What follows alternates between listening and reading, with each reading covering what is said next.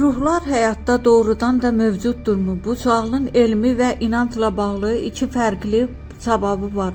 Elmi baxış müasir elmə görə ruhların mövcudluğunu sübut edən etibarlı dəlil yoxdur. Heç bir təcrübə və ya müşahidə ruhların real şəkildə varlığını təsdiqləməyib.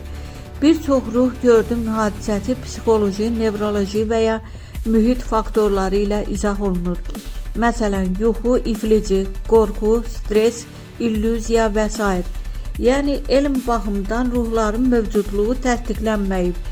Dini və mənəvi baxış, bir çox din və inanc sistemində ruhun varlığı qəbul edilir. Ölümündən sonra ruhun yaşaması fikri mövcuddur.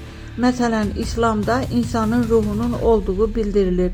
Amma ruhların dünyada dolaşması məsələsi alimlər arasında fərqli izah olunur. Bu baxış iman məsələsi sayılır, elmi yox. Qısa nəticə, elmi sübut yoxdur.